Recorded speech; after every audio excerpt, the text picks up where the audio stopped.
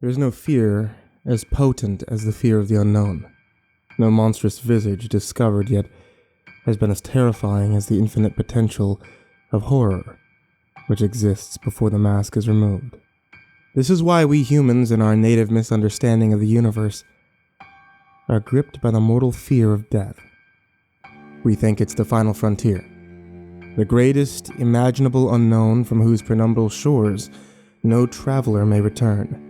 And so, we cling desperately onto even the most dreary and anguished lives, suffering any known evils over our release into the beyond.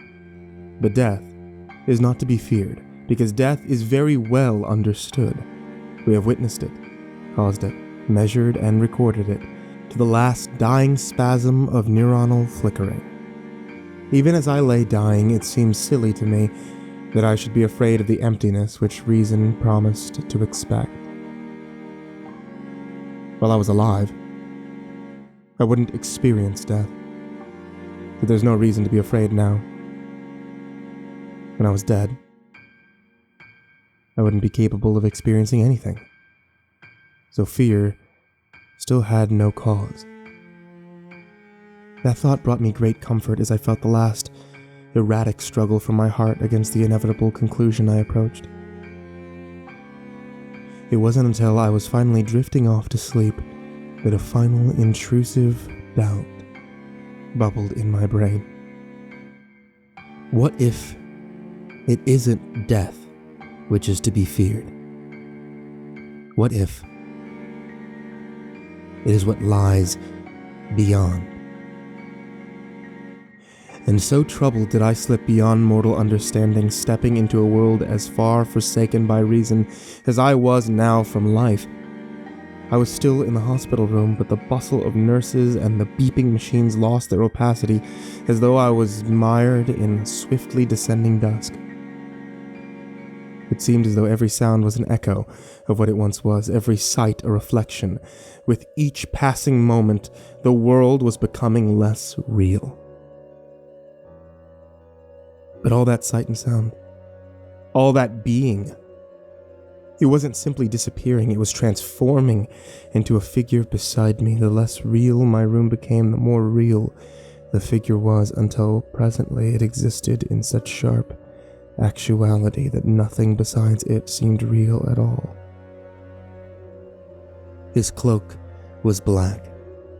Not the color black, but its essence. It was as though seeing a tiger after a lifetime of looking at a child's crude drawing and thinking that that was all a tiger was. Reality flowed around his scythe like a brush through watercolors, and I could see each elementary particle and time itself sunder across its blade. Surely this, I thought, this is why we are taught without words to fear death. I clutched at my hospital blanket to cower from the intensity of the Reaper's presence, but the once soft cotton now flowed like translucent mist through my hands.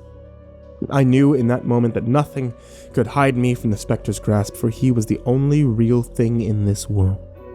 You're late. They weren't words. My head ached from the strain of this knowledge as my lateness was burned into my awareness, imparted like an inescapable law of physics, as unequivocal as gravity.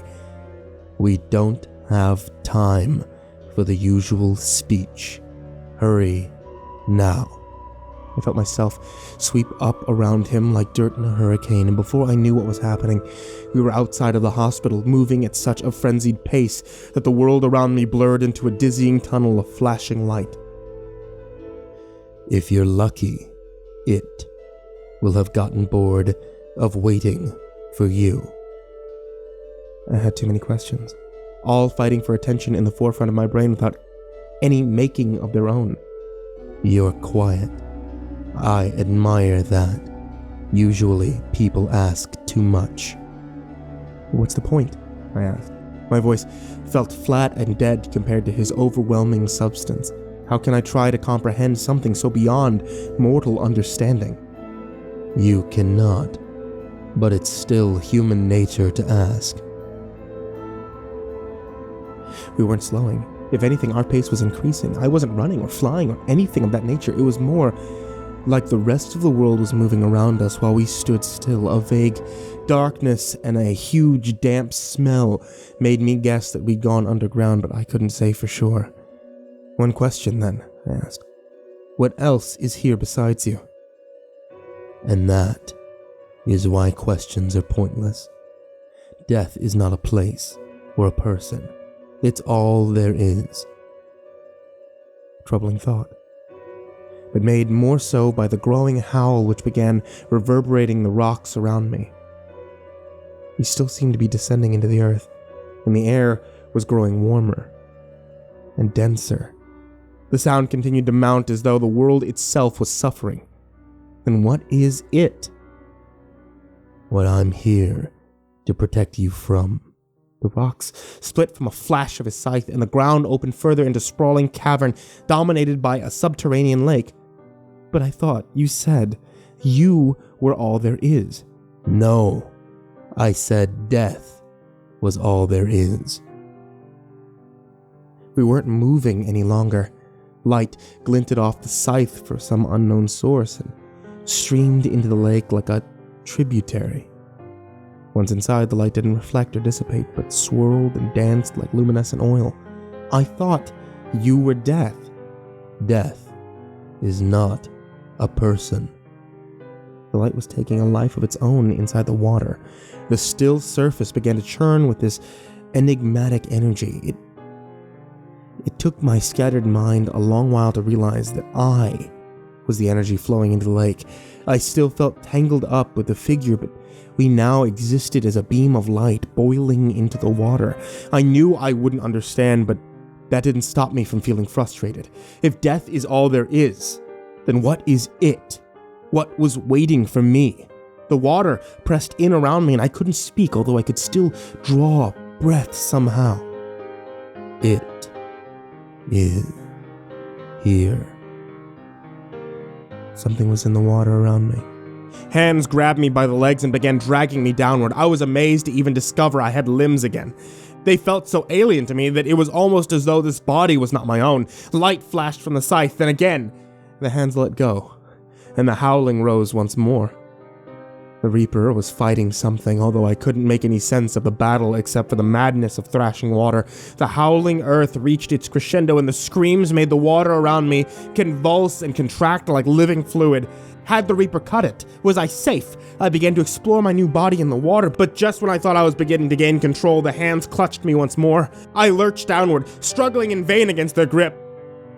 What is here? I tried to shout against the suffocating liquid. What is happening? But I couldn't sense the Reaper's presence anymore. The heat was unbearable, but the cold depth the hands were dragging me towards now was even worse. I became aware of a blinding light at the bottom of the lake, and though I struggled, the hands dragged me onward. I'm sorry. I couldn't fight it off. It seemed to be coming from so far away now. We'll try again next time. The pressure, the heat, the noise, the hands dragging me into the blinding light. I closed my eyes and screamed. I was free from the water now, but I just kept screaming. I couldn't bear to look at it, whatever had stolen me, whatever was death, but wasn't, what even the Reaper could not defeat. The words spoke. Real, human words from a real human mouth. My senses were so distraught that I couldn't make sense of them, but I'm guessing. They were something like, "Congratulations, he's a healthy baby boy. Most people can't remember the day they die, or the day that they were born. I happen to remember both, and I know they're the same."